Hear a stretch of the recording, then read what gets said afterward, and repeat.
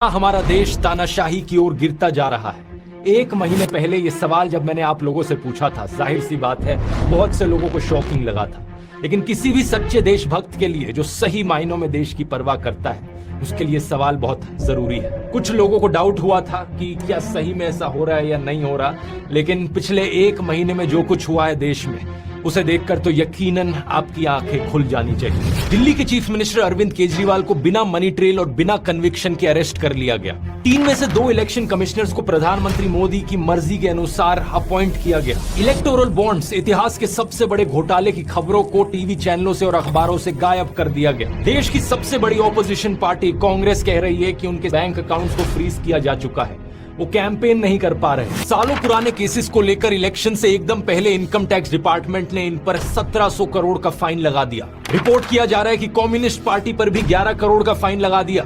देश भर से खबरें आ रही हैं कि कैसे ऑपोजिशन के कैंडिडेट्स डिक्लेयर होते ही उन पर ईडी और आईटी के नोटिस आ जा रहे हैं, और कांग्रेस का तो ये तक कहना है कि उन्हें अखबारों में पेड एडवर्टाइजमेंट्स छापने तक नहीं दिया जा रहा। इसको छपवाने के लिए हमने नीचे अपना नाम भी दिया, सारा ब्यौरा दिया कि चंदा दो धंधा लो चल रहा था।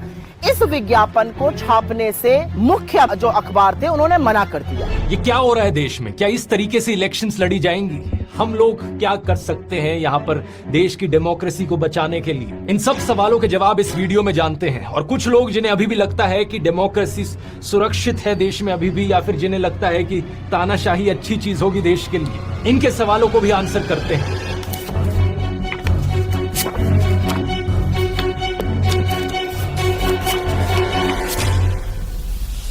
वीडियो शुरू करने से पहले आप में से कई लोगों ने रिक्वेस्ट करी थी, इसलिए जो होली डिस्काउंट करते हैं अरविंद केजरीवाल के अरेस्ट से। यह आजाद भारत के इतिहास में पहली बार है कि किसी सिटिंग चीफ मिनिस्टर को अरेस्ट किया गया हो, और वो भी तब जब कोर्ट में कोई गुनाह साबित तक नहीं हुआ।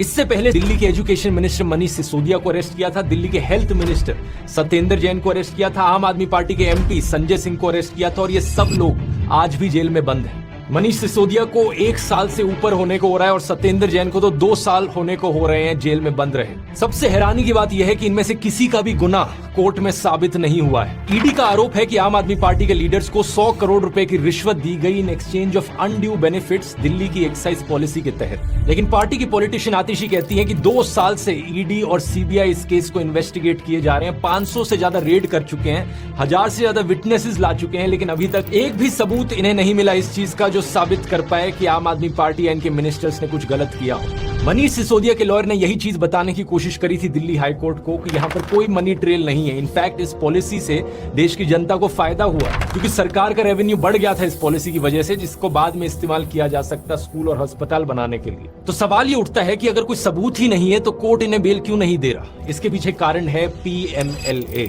Prevention of money laundering act का कानून। स्पेसिफिकली कहा जाए तो 2018 में जो इस कानून में अमेंडमेंट करी गई थी मोदी सरकार के द्वारा, इस अमेंडमेंट में सरकार ने बेल की कंडीशंस बदल दी, बेल लेने को और मुश्किल बना दिया। बाकी कानूनों में क्या होता है, innocent until proven guilty, bail मिलना आपका अधिकार कंसीडर किया जाता है। लेकिन PMLA में अब क्या हो गया है, गिल्टी अंटिल प्रूवन इनोसेंट, आपको तब तक बेल नहीं मिलेगी जब तक आप अपने आप को इनोसेंट ना साबित करो। इसी 2018 की अमेंडमेंट में ईडी को और ताकत भी दे दी गई थी। इन चीजों को अरविंद केजरीवाल ने खुद भी एक्सप्लेन किया था अपनी अरेस्ट से पहले। ईडी के केसेस में जमानत क्यों नहीं मिल रही लोगों को? अब ये पूरा कानून इन्होंने ईडी में पलट दिया। अब इसमें हो गया you are guilty till proved innocent. इस कानून में इन्होंने ये लिखा है कि आपके ऊपर आरोप लगेगा, आपके ऊपर FIR होगी, झूठा सच्चा जो मर्जी आरोप लगा दें, आपको गिरफ्तार कर लिया जाएगा, और आपको बेल तब तक नहीं मिलेगी जब तक आपका मुकदमा पूरा नहीं हो जाता और आप इनोसेंट प्रूव नहीं हो जाते। लेकिन बात सिर्फ इतनी सिंपल नहीं है दोस्तों। अरविंद केजरीवाल के इस अरेस्ट के पीछे एक इलेक्टोरल बॉन्ड घोटाले का भी कनेक्शन। कोर्ट में जो हियरिंग हुई उसके अनुसार अरविंद केजरीवाल को 4 लोगों की स्टेटमेंट्स के बल पर अरेस्ट किया ईडी ने। उनमें से एक इंसान है शरद चंद्र रेड्डी, जो कि ऑरबिंदो फार्मा कंपनी के हेड हैं। 9 नवंबर 2022 की बात है कि ईडी ने रेड्डी को बुलाया था पूछताछ के लिए इस एलिजिड लिकर स्कैम के केस में। उन्होंने जो स्टेटमेंट दी उस दिन वो केजरीवाल के फेवर में थी, लेकिन अगले ही दिन 10 नवंबर 2022 को ईडी इन्हें अरेस्ट कर लेती है। इनके अरेस्ट होने के सिर्फ 5 दिन बाद इनकी कंपनी ऑरबिंदो फार्मा ने 5 करोड़ रुपए का चंदा डोनेट किया बीजेपी को इलेक्टोरल बॉन्ड्स के जरिए। ये चीज हम जानते हैं इलेक्टोरल बॉन्ड डेटा को देखकर। आप क्रोनोलॉजी समझ लीजिए। ये करीब 6 महीने तक जेल में रहते हैं। अरविंद केजरीवाल ने कोर्ट में कहा कि इन्होंने 9 अलग अलग स्टेटमेंट्स दी इस 6 महीने के पीरियड में, जो कि सारी स्टेटमेंट्स केजरीवाल के फेवर में थी। उसकी अरेस्ट हुई, उसके बाद उसके 9 स्टेटमेंट्स होते हैं, 9 स्टेटमेंट्स वो मेरे खिलाफ नहीं होता। उसके बाद 6 महीने उसको अरेस्ट करने के बाद 25 अप्रैल को वो छूट जाता है। लेकिन 25 अप्रैल 2023 को 6 महीने जेल में रहने के बाद अगली स्टेटमेंट जो देते हैं वो केजरीवाल के खिलाफ होती है। अगले ही महीने मई 2023 को ईडी इन्हें बेल दे देती है और जून 2023 में ये ईडी के अप्रूवर बन जाते हैं इस केस में। और बेल मिलने के करीब 6 महीने बाद इनकी कंपनी 25 करोड़ रुपए की और डोनेशन करती है बीजेपी को। अब देख रहे हो दोस्तों किस लेवल का खेल खेला जा रहा है। इलेक्टोरल बॉन्ड्स का डेटा हमें बताता है कि टोटल में इनकी कंपनी ने 52 करोड़ रुपीस की बॉन्ड्स खरीदी थी, जिनमें से 2/3 करीब 34 करोड़ रुपीस बीजेपी के पास गई, 15 करोड़ बीआरएस के पास और 2.5 करोड़ टीडीपी के पास। यही कारण कि आतिशी ने कहा कि इस एलिजिड लिकर स्कैम का जो मनी ट्रेल है वो आम आदमी पार्टी के पास नहीं बल्कि बीजेपी के पास जाता है।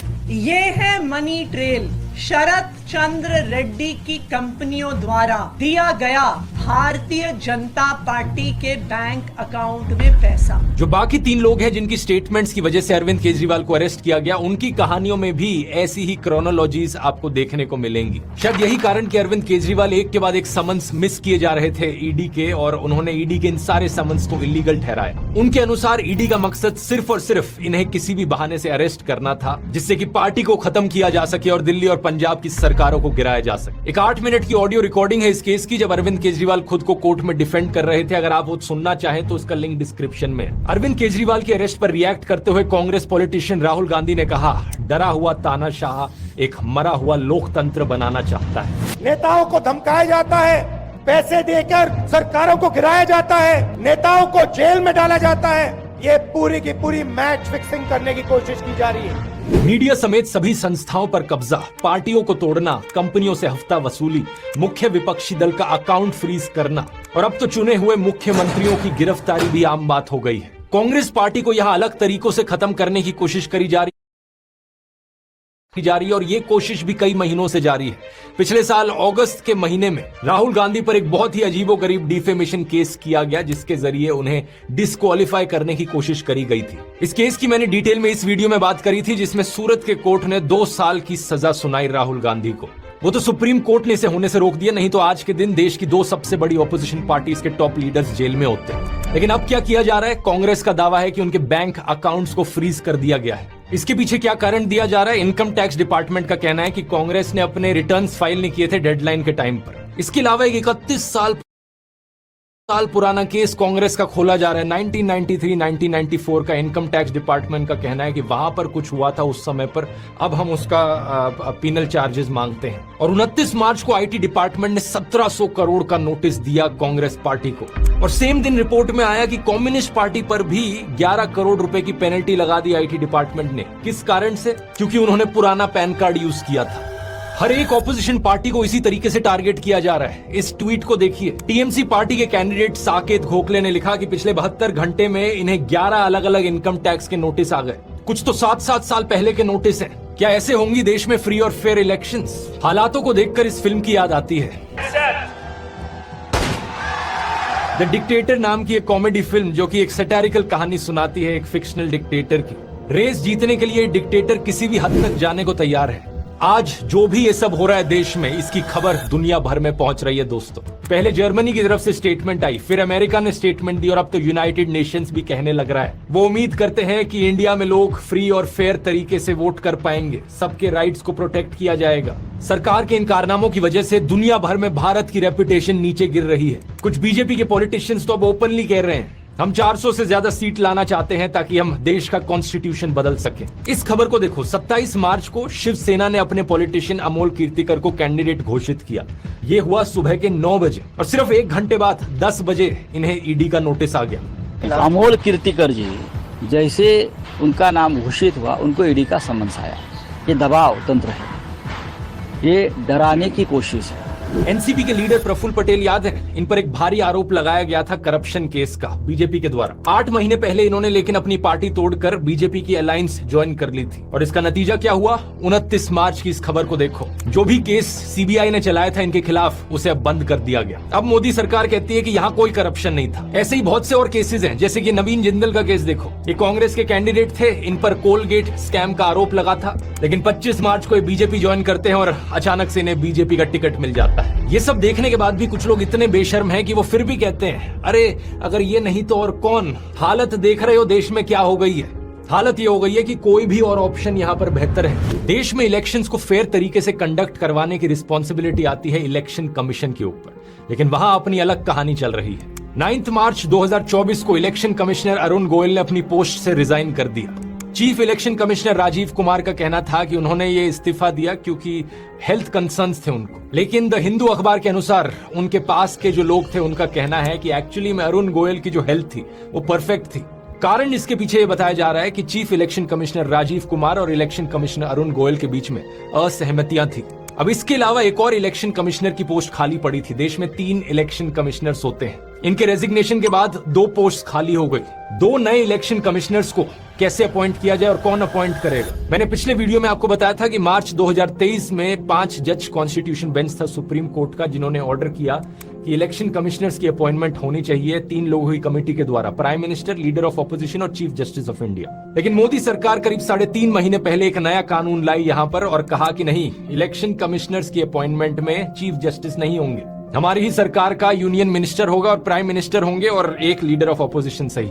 इसके अनुसार 2 नए इलेक्शन कमिश्नर्स अपॉइंट किए जाते हैं। 3 लोगों की जो कमेटी बनाई गई उसमें थे प्रधानमंत्री मोदी, दूसरे थे होम मिनिस्टर अमित शाह और तीसरे थे एक ऑपोजिशन पॉलिटिशियन अधीर रंजन चौधरी।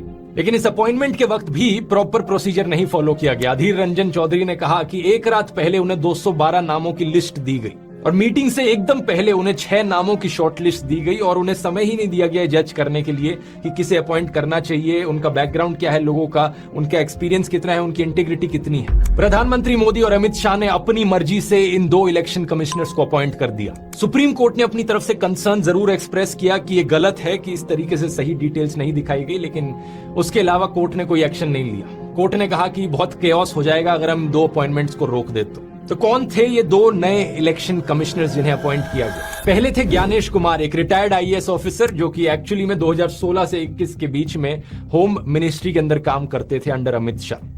दूसरे है सुखबीर संधू जो कि रिटायर्ड आईएएस ऑफिसर है और 2014 से लेकर 2023 के बीच में इन्होंने पहले ministry of human resource development में काम किया, चेयरपर्सन ऑफ NHAI रहे और चीफ सेक्रेटरी रहे उत्तराखंड के। क्या इन इलेक्शन कमिश्नर से एक्सपेक्ट किया जा सकता है कि ये फेयर तरीके से लोकसभा की इलेक्शंस कंडक्ट करवाएंगे?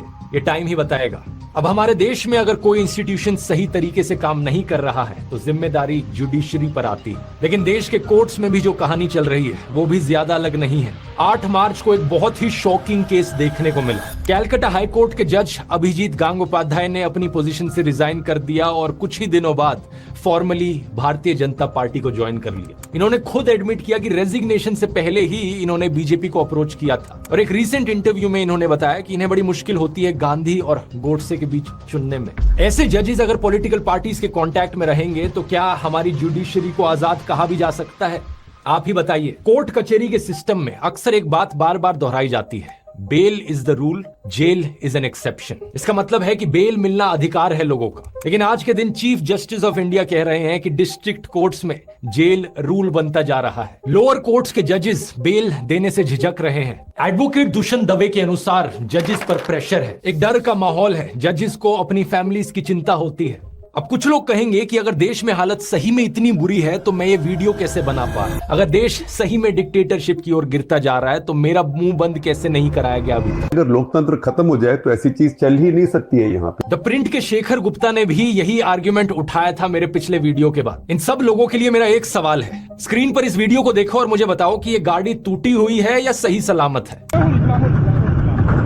अब कोई भी नॉर्मल इंसान कहेगा ऑब्वियसली भाई टूटी हुई गाड़ी है, लेकिन शेखर गुप्ता का लॉजिक अगर यहाँ इस्तेमाल किया जाए तो वो कहेंगे देखो गाड़ी में ड्राइवर बैठा है, गाड़ी चल रही है, इसका मतलब गाड़ी सही सलामत है। कोई सेंस है इस बात का? मेरा मुंह बंद नहीं हुआ अभी तक, इसकी खुशी मना रहे हो, और उनका क्या जिनका मुंह बंद ऑलरेडी कराया जा चुका है। इस न्यूज हेडलाइन को देखिए, 6 लोगों को अरेस्ट किया गया और 100 से ज्यादा FIRs कराई गई सिर्फ इसलिए क्योंकि लोग पोस्टर चिपका रहे थे मोदी हटाओ देश बचाओ के। लेट पवन जायसवाल पर 4 सेक्शंस के अंडर केसेस फाइल किए गए सिर्फ इसलिए क्योंकि उन्होंने ये रिपोर्ट किया स्कूल में मिड डे मील के तौर पर बच्चों को नमक के साथ रोटियां खिलाई जा रही हैं। ये एक बहुत बड़ी लॉजिकल फैलेसी है जिसे फॉल्स डिलेमा कहा जाता है। चीजों को जबरदस्ती ब्लैक एंड व्हाइट बना देना कि या तो देश एक डेमोक्रेसी है या फिर एक डिक्टेटरशिप है, बीच में कुछ हो ही नहीं सकता। मैंने कभी नहीं कहा था कि देश ऑलरेडी 100% डिक्टेटरशिप बन गया। मैंने कहा था देश डिक्टेटरशिप की ओर गिर रहा है और अभी भी यही कह रहा हूं। ये डेमोक्रेसी और डिक्टेटरशिप ये एक स्पेक्ट्रम है, एक स्केल है बहुत बड़ा। अलग अलग तरीके हैं जो डेमोक्रेसी मेजर करने के, वो भी 0 to 10 के बीच में नंबर देते हैं। अलग अलग टर्म्स का इस्तेमाल किया जाता है। अगर बहुत अच्छी चल रही है देश में डेमोक्रेसी तो फुली फंक्शनल लिबरल डेमोक्रेसी,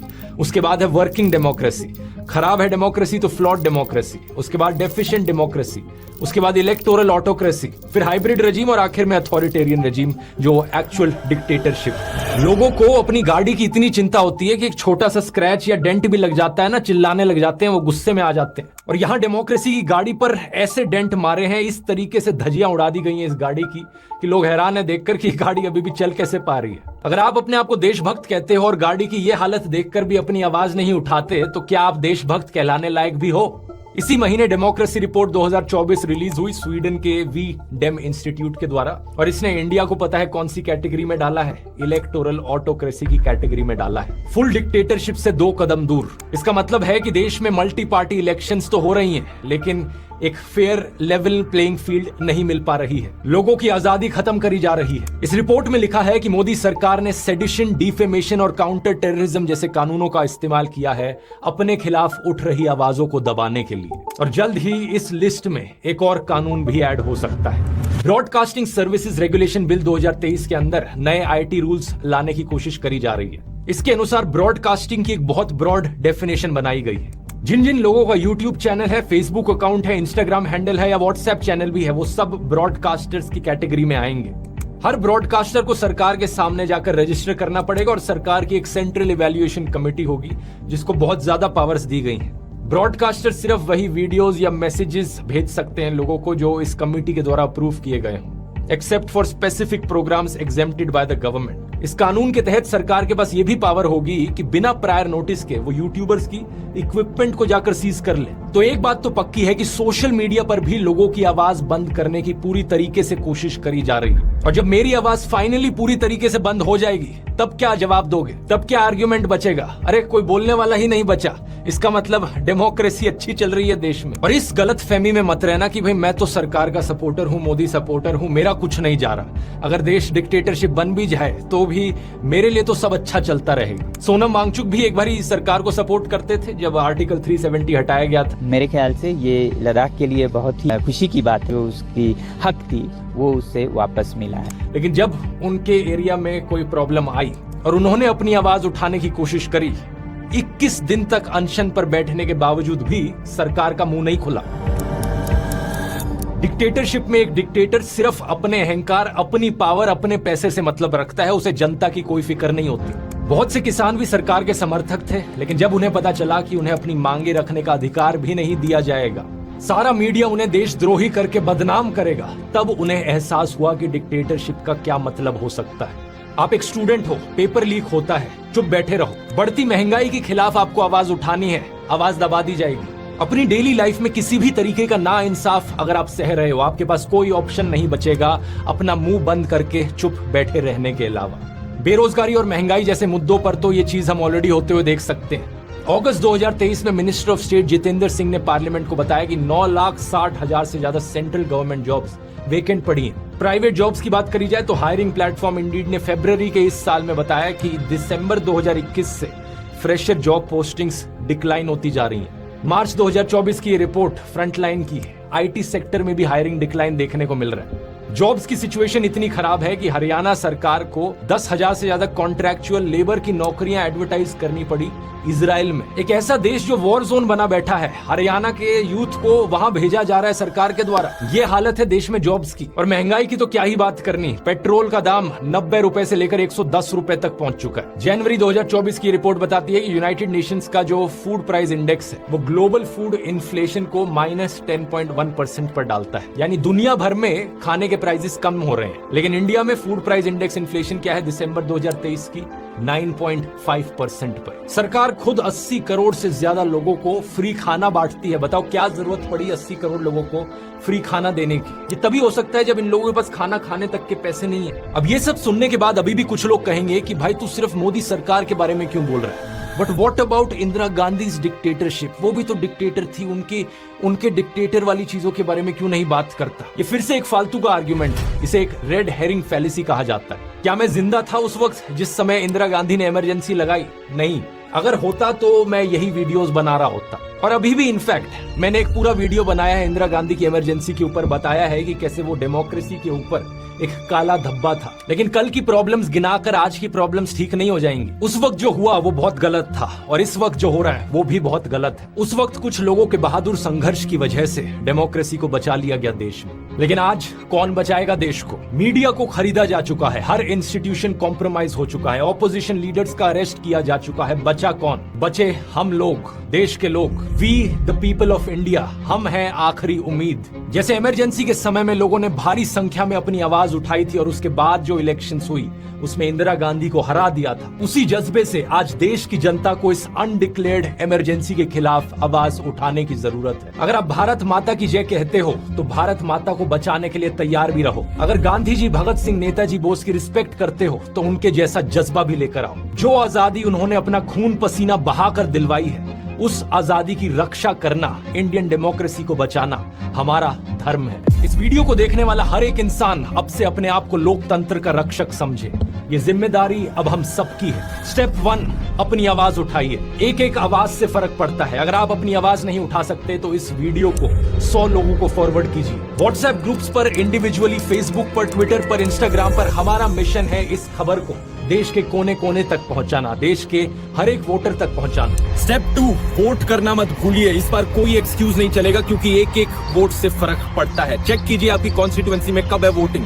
अगर आप देश के बाहर होंगे तो आ जाइए वोट करने, क्योंकि इस बार सब कुछ दांव पर है। इस लिंक पर जाइए, ये लिंक डिस्क्रिप्शन में भी मिल जाएगा, चेक करने के लिए कि आप वोटिंग के लिए ऑलरेडी रजिस्टर्ड है या नहीं। अगर आपका नाम इस लिस्ट में नहीं आता इसका मतलब आप वोटिंग के लिए रजिस्टर्ड नहीं है। वोटर रजिस्ट्रेशन कंप्लीट करने के लिए इस लिंक पर जाइए, ये भी नीचे डिस्क्रिप्शन में मिल जाएगा। स्टेप 3, अपने आसपास लोगों तक बात पहुंचाइए। क्या आप जानते हैं देश में 30 से 35% एलिजिबल वोटर्स वोट डालने ही नहीं जाते। अपने परिवार में लोगों को कन्विंस कीजिए, अपने दोस्तों को बताइए, अपने मोहल्ले में लोगों को कन्विंस कीजिए। जिस दुकानदार के पास जाकर आप रोज सब्जी खरीदते हैं, जिस धोबी से कपड़े प्रेस करवाते हैं, जो हाउस हेल्पर आपके घर में आते हैं, कितने लोगों को आप रीच आउट कर सकते हैं और देश की इस इमरजेंसी सिचुएशन की खबर उन लोगों तक पहुंचा सकते हैं और उन्हें कन्विंस कर सकते हैं वोट करने के लिए। ये मत सोचना कि मैं अकेला क्या कर सकता हूँ। जैसा कृष्ण गीता में कहते हैं, फल की चिंता मत करो, जो तुम्हारा कर्म है वो कर्म करो। इस वीडियो को देखने वाला अगर हर एक इंसान बस ये ठान ले कि अगले 20 दिन तक मैं रोज 5 लोगों को जाकर इसके बारे में बताऊंगा, उसी से ही काम बन जाएगा। हम 1 करोड़ से ज्यादा लोग हैं इस YouTube चैनल से जुड़े हुए। एक इंसान को सिर्फ 100 लोगों को रीच आउट करना है और इस तरीके से हम देश के कोने कोने तक सारे 100 करोड़ एलिजिबल वोटर्स को रीच आउट कर सकते हैं। और स्टेप 4, ये सब करना है खुशी से, हंसते हुए और प्यार फैलाते हुए। जोर से हंसना ताकि आपकी हंसी तानाशाह के अहंकार को डुबा दे। प्यार का दरिया बहाना है जिससे नफरत और अविश्वास का सब कीचड़ हट जाए। तो इन 4 चीजों को याद रखना, अपनी आवाज उठानी है, वोट करना है, दूसरों को वोट करवाना है और हंसना और प्यार फैलाना है। बस इतनी सी जरूरत है। हम देश को बचा सकते हैं, हम देश को बचाएंगे। इनकलाब जिंदाबाद। जय हिंद।